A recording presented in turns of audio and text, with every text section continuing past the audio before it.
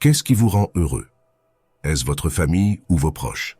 Est-ce l'argent ou simplement la tranquillité d'esprit? Vous voyez, les stoïciens d'autrefois, comme Marc Aurèle, Sénèque et Épictète, avaient une définition différente du véritable bonheur. Ils ne voyaient pas le bonheur comme les médias le dépeignent aujourd'hui ou comme la plupart des gens le voient. Alors la question est, comment pouvez-vous être réellement heureux comme l'étaient les stoïciens? Aujourd'hui, nous allons partager avec vous 10 principes stoïciens éprouvés qui peuvent vous aider à devenir véritablement plus heureux en 2024. Ces principes sont si puissants, si pratiques, que même si vous choisissez d'en appliquer seulement 2, ils transformeront votre vie pour toujours. Alors accrochez-vous et restez attentifs, car cela va être une expérience qui changera votre existence. Que notre voyage commence. 1. Arrêtez de douter de vous-même, commencez à croire en vous. Le doute est un ennemi redoutable, souvent présent dans nos esprits comme un invité indésirable. Mais voici le piège. Il ne s'agit pas de l'éradiquer complètement, mais de le gérer avec un état d'esprit stoïcien. Vous voyez, même les stoïciens n'étaient pas immunisés contre le doute de soi, mais ils savaient comment le maîtriser. Prenez Marc Aurèle par exemple, un homme qui dirigeait un empire et qui trouvait pourtant le temps de se remettre en question et de se conseiller lui-même. Son approche ne consistait pas à ignorer le doute, mais à le défier. Il demandait « Cette pensée est-elle bénéfique? Améliore-t-elle ou entrave-t-elle ma vie? C'est un indice pour nous. Quand le doute s'infiltre, nous pouvons le confronter avec ces questions, le transformant en un outil de réflexion et de croissance personnelle. C'est amusant de voir comment nous amplifions souvent nos doutes, alors que les solutions sont plus simples qu'on ne le pense. Marc Aurèle disait « Notre vie est ce que nos pensées en font. » Ces mots ne sont pas seulement poétiques, ils sont un mantra pratique. Imaginez ceci, vous êtes sur le point de commencer un nouveau projet ou de vous lancer dans un nouveau passe-temps et le doute murmure « Tu ne peux pas ». C'est là que vous inversez la situation. Reconnaissez le doute, puis contrecarrez-le avec des preuves de vos réussites passées, aussi petites soient-elles. Cet acte simple de croyance en soi peut être la première étape vers un vous plus heureux. Souvenez-vous, le bonheur ne vient pas de l'absence de doute, mais de votre capacité à croire en vous malgré celui-ci. 2. Réfléchissez à votre vie. Soyons réalistes, réfléchir à votre vie ne signifie pas que vous devez escalader une montagne et méditer. Il s'agit de prendre un moment, peut-être en buvant votre café du matin, pour vous poser des questions sérieuses. Vous pouvez vous demander des choses comme « Qu'est-ce qui me fait sortir du lit chaque matin ?» ou « Pourquoi est-ce que j'agis comme je le fais ?» Imaginez maintenant votre vie comme un film. Seriez-vous captivé jusqu'à la fin ou vous endormiriez-vous avant même que les premières images ne défilent? Réfléchir n'est pas être sévère avec soi-même, mais simplement être honnête. Si votre quotidien était une vidéo YouTube, appuyeriez-vous sur « J'aime » ou passeriez-vous à autre chose? N'oubliez pas, vous êtes le réalisateur de ce spectacle. À vous de le rendre digne d'être regardé. Parlons des rêves, pas de ceux étranges où vous arrivez au travail en pyjama, mais de vos vrais rêves, ceux que vous désirez tant. Sont-ils en train de prendre la poussière sur une étagère? Il est temps de les dépoussiérer, de les décomposer en étapes aussi simples que votre liste de tâches matinales. Pensez-y, si vous pouvez vous souvenir de charger votre téléphone chaque nuit, vous pouvez certainement faire de petits pas vers vos rêves. Votre histoire de vie vous appartient, alors écrivez-en une que vous aimerez raconter. 3. Concentrez-vous sur ce que vous pouvez contrôler. L'imprévisibilité de la vie peut parfois sembler écrasante, mais il y a un secret pour rester serein. Concentrez-vous sur ce que vous pouvez contrôler. Tout comme lorsque vous jouez à un jeu vidéo, vous ne pouvez pas contrôler la conception des niveaux ou le comportement des autres joueurs, mais vous pouvez maîtriser vos mouvements. De même dans la vie, concentrez-vous sur vos actions, pensées et attitudes. Ce sont vos manettes. Utilisez-les à bon escient. Sénèque, un philosophe stoïcien bien connu, a un jour été exilé. La plupart considéreraient l'exil comme une perte de contrôle, mais pas Sénèque. Il s'est tourné vers son intérieur, se concentrant sur ses écrits et ses pensées, cultivant son jardin intérieur. Ce n'était pas une retraite, mais une focalisation stratégique sur ce qu'il pouvait contrôler. Ces écrits de cette période sont un témoignage du pouvoir de diriger son énergie là où elle compte le plus.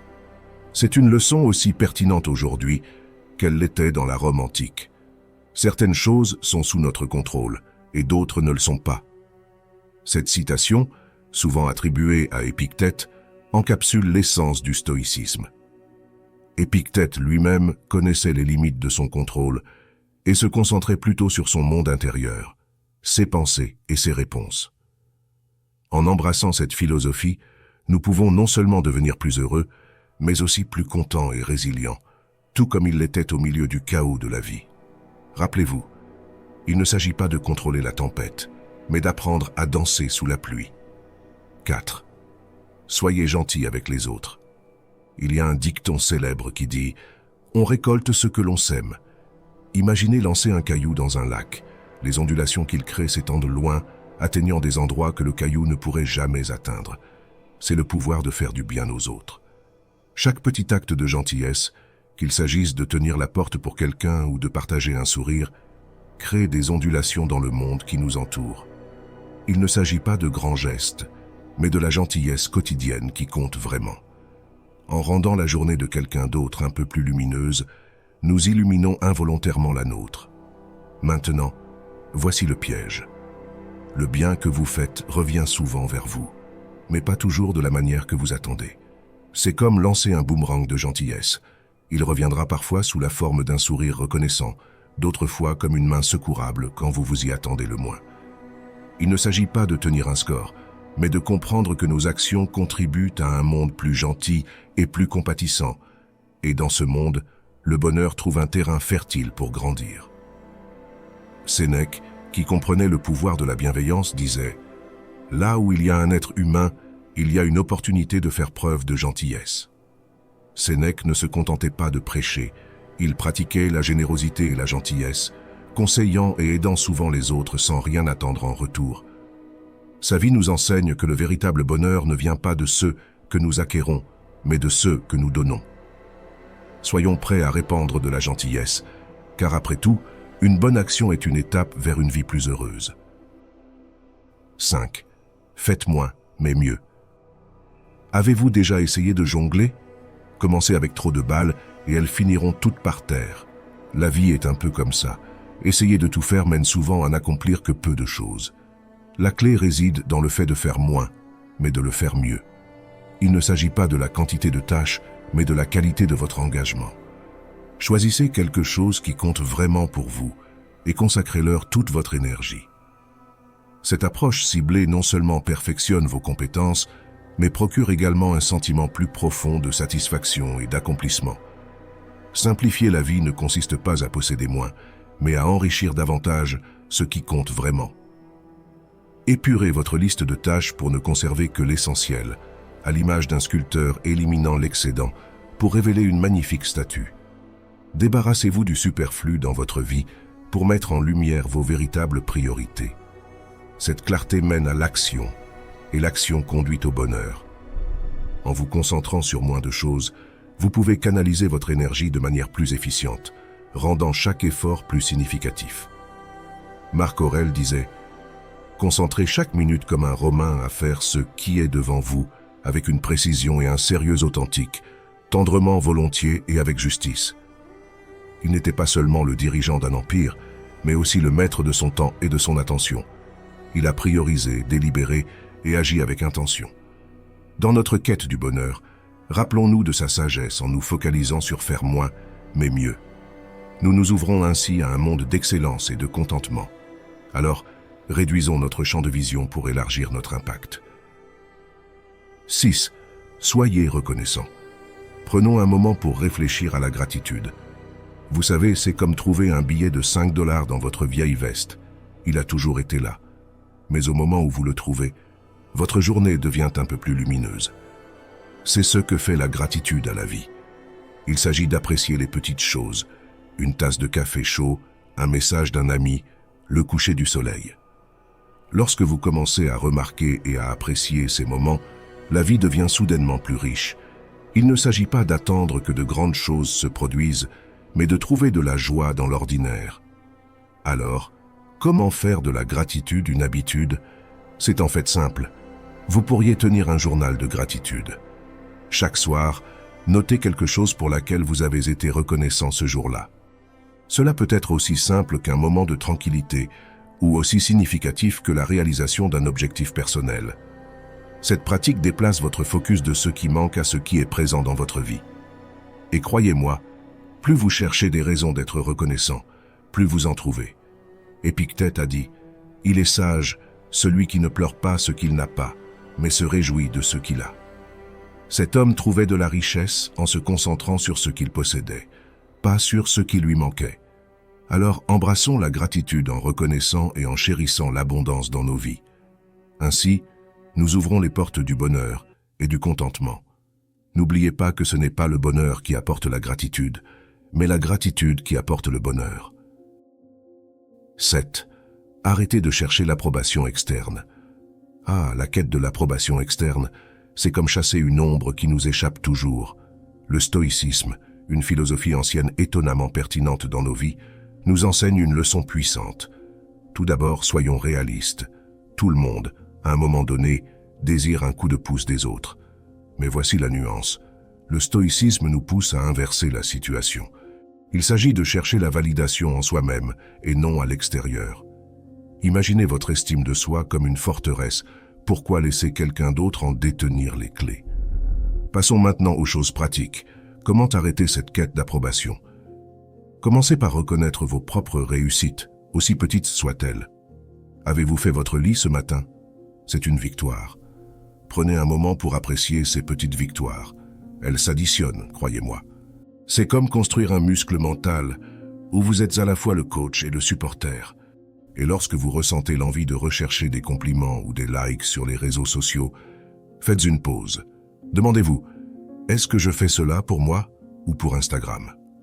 Voici un petit secret stoïcien. Votre opinion est celle qui compte vraiment.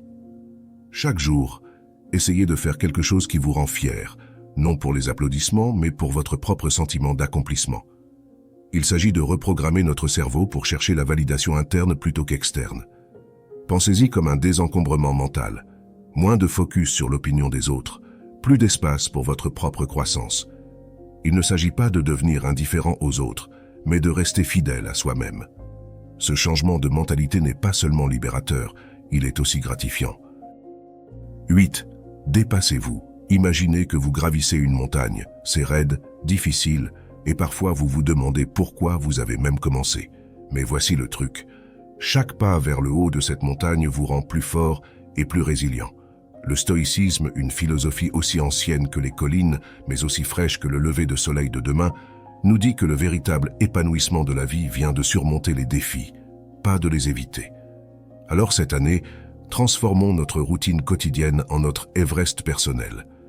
Vous pensez peut-être que c'est plus facile à dire qu'à faire, non? Eh bien, le stoïcisme ne consiste pas à se transformer du jour au lendemain, mais à apporter de petits changements progressifs et constants.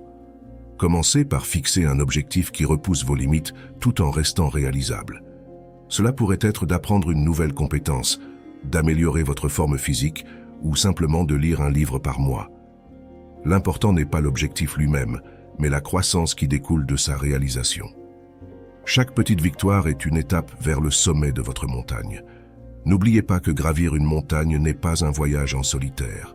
Partagez vos défis et vos victoires avec les autres. Le stoïcisme nous enseigne le pouvoir de la communauté et du soutien. En partageant votre parcours, vous ne gagnez pas seulement des alliés, mais vous inspirez également les autres à commencer leur propre ascension.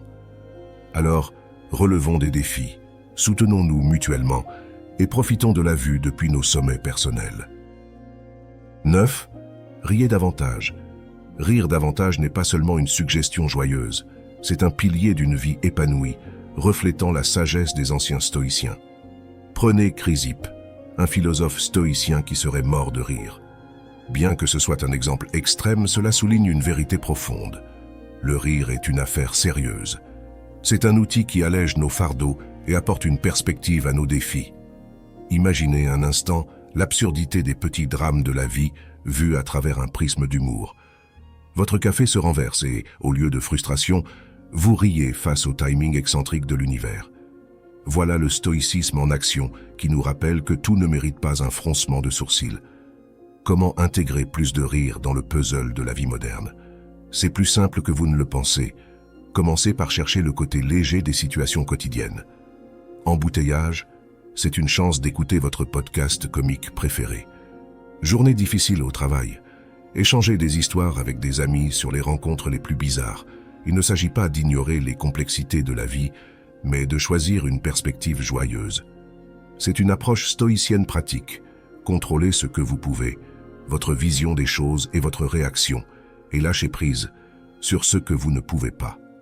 Le rire est une mélodie partagée, il nous connecte, rendant notre voyage collectif un peu plus lumineux. Alors, la prochaine fois que vous trouvez quelque chose d'amusant, partagez-le. Soyez cette personne qui apporte un sourire aux autres. Votre rire devient une onde touchant des vies de manière que vous ne voyez peut-être jamais. C'est l'essence du stoïcisme. Trouver l'harmonie en soi et la diffuser à l'extérieur. Il ne s'agit pas seulement de vivre stoïquement, mais de l'embrasser joyeusement. Alors allez-y, riez un peu plus, ce n'est pas seulement bon pour l'âme, c'est une sagesse qui résonne à travers les âges. 10. Aimez votre destin. Aimer son destin peut sembler difficile, non? Pourtant c'est là que la sagesse ancienne du stoïcisme rencontre notre monde moderne et technologique. Le stoïcisme ne consiste pas à réprimer les émotions ou à endurer la douleur avec un visage impassible, mais à embrasser tout ce que la vie vous envoie avec un esprit positif. Pensez-y comme surfer. Des vagues viendront grandes et petites, mais c'est votre compétence à les chevaucher qui compte, pas la taille de la vague. Alors, comment aimer votre destin dans un monde où il peut inclure n'importe quoi, d'un Uber manqué à un email important disparaissant dans l'abîme numérique? Commencez par changer votre mentalité. Lorsque quelque chose ne se passe pas comme prévu, voyez-y une opportunité de croissance. Manquer cet Uber, c'est une chance de faire une marche rapide et de profiter de l'air frais. Email disparu? C'est le moment d'améliorer vos compétences techniques. Il ne s'agit pas d'être aveuglément optimiste, mais de trouver le côté positif dans chaque difficulté. Cela permet non seulement de tirer profit des situations difficiles, mais aussi de les transformer en opportunités de croissance. Marc Aurèle, un philosophe stoïcien et empereur romain, a judicieusement noté que « ce qui se dresse sur le chemin devient le chemin ». Cela signifie que les obstacles mêmes auxquels vous faites face peuvent ouvrir la voie à votre succès. La prochaine fois que votre Wi-Fi tombe en panne pendant un appel important, au lieu de vous énerver, prenez un moment pour apprécier le monde déconnecté. Peut-être engagez-vous une conversation avec quelqu'un à proximité ou notez ces idées créatives que vous avez mises de côté. Aimer votre destin, c'est embrasser la nature imprévisible de la vie avec agilité et grâce. C'est choisir de danser sous la pluie plutôt que d'attendre que la tempête passe. Rappelez-vous, chaque obstacle et chaque succès est une occasion de devenir plus fort, plus sage et plus heureux. Alors surfez sur ces vagues avec le sourire et observez comment votre monde se transforme. Alors que nous concluons ce voyage à travers les principes du stoïcisme et notre quête d'un bonheur accru au quotidien, souvenez-vous que le pouvoir de façonner votre bonheur réside en vous. Comme l'ont enseigné les anciens stoïciens, concentrez-vous sur ce qui est sous votre contrôle. Laissez aller ceux qui ne l'est pas et embrassez le présent. La vie est pleine de rebondissements inattendus, mais avec une mentalité stoïcienne, vous êtes équipé pour les naviguer avec calme et sagesse. Merci d'avoir regardé cette vidéo. À bientôt sur Chemin Stoïcien.